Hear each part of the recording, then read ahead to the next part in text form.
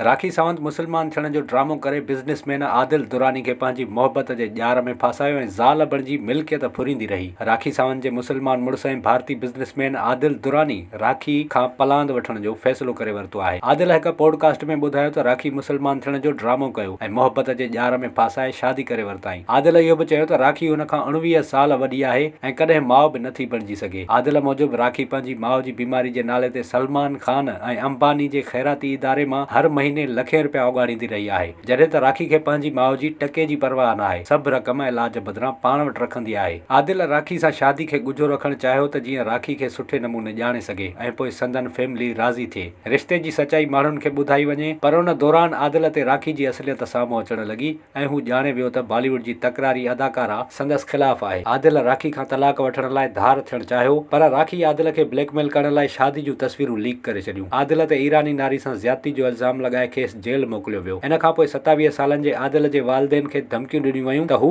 आदिल खे जेल में माराए छॾींदी। इन लाइ हू आदिल खे सम्झाइनि त ॿाहिरि निकिरी मुंहिंजी असलियत कंहिंखे न ॿुधाए। राखी मीडिया में आदिल बाबति हथ ठोकियूं कहाणियूं ॿुधाए माण्हुनि जो ध्यानु हासिलु कयो, पर इहो सभु केसिताईं हलणो हो। हाणे आदिल सबूत हथ करे वरिता आहिनि ऐं मीडिया जो सहारो वठी राखी खे सबक़ सेखारण जो फ़ैसिलो कयो आहे। ॾिसूं था त आदिल राखी ख़िलाफ़ कहिड़ा सबूत आणे थो। ॿिए पासे राखी हिकु भेरो ॿीहर ॻोड़ा ॻाड़ींदे सभिनी इल्ज़ामनि खे रद्द कयो आहे ऐं मुमकिन आहे त संदसि ड्रामो हिकु भेरो ॿीहर शुरू थिए। इन हवाले सां कुझु ॾींहनि में सूरत हाल वाज़े थी वेंदी।